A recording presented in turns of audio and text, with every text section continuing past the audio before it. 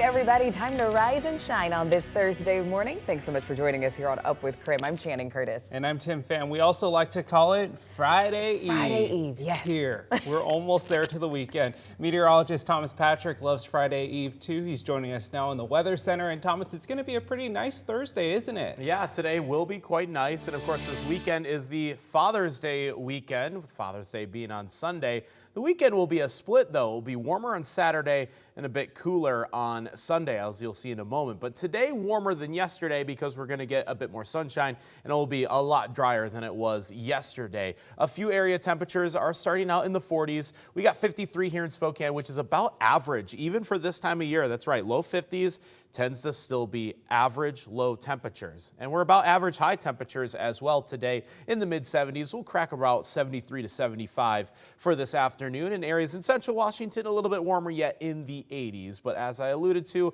bit cooler for Father's Day on Sunday. We'll have a little bit more details on that extended outlook in a couple minutes.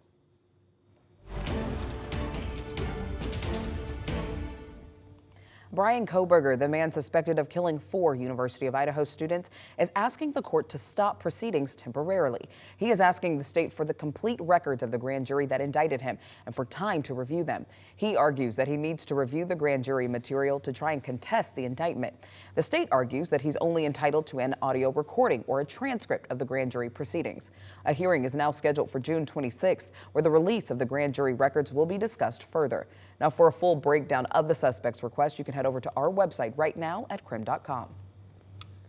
New this morning, the courts here are starting to target domestic violence abusers who have guns illegally. The effort is all to help keep victims of domestic violence safe. KREM 2's Nicole Hernandez is live from the federal courthouse right now. And Nicole, you've learned that this initiative is already working. Good morning. Good morning, Tim. So judges here at the federal courthouse just this week have already sentenced 2 different people for illegally having a gun. Both convictions here are part of this new initiative to put people behind bars that are domestic violence abusers who have illegal guns. Frederick Terrell and Felipe Tapia Perez will be spending years in prison now.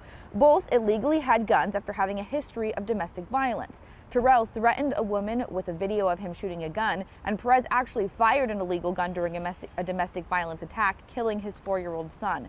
U.S. Attorney Vanessa Waldroff says her office is working with local prosecutors to take the most dangerous offenders from the state court system and charge them in federal court instead. We look at what are the largest impactful cases that we can bring, because federal charges often carry longer prison sentences, more robust federal supervised release conditions. So Waldroff says a domestic violence abuser is 5 times more likely to kill if they have access to a gun. In Spokane, Nicole Hernandez, KREM 2 News.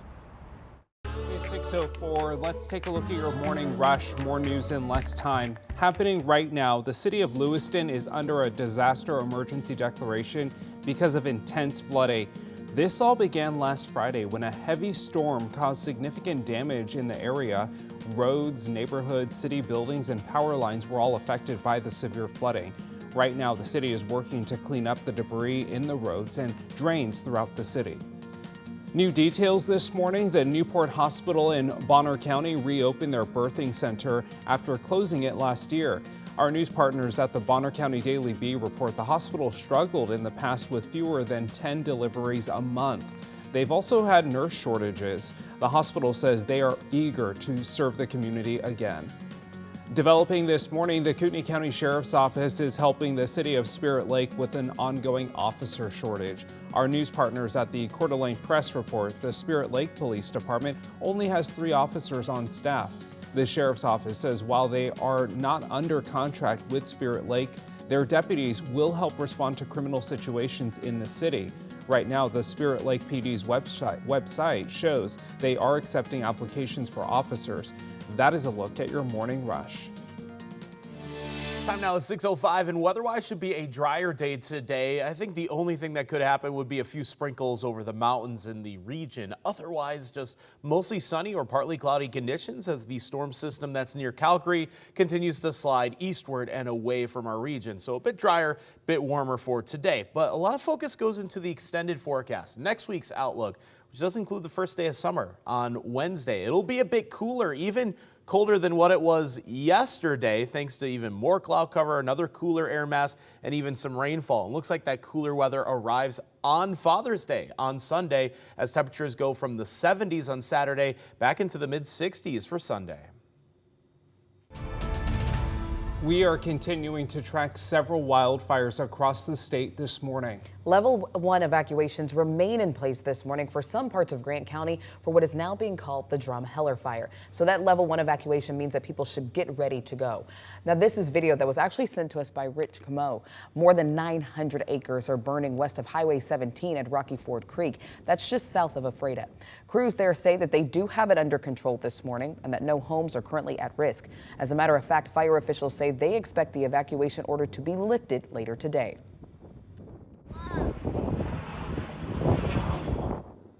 The Yakutat fire is burning in the Tri-Cities area. People who were forced to evacuate are now able to return home. The fire has burned more than 7,000 acres and about half of it is contained. Other fires in Benton County have also burned about 1,000 acres. Meanwhile, in Walla Walla County, people were also able to return home after this fire that jumped state lines into Washington from Oregon.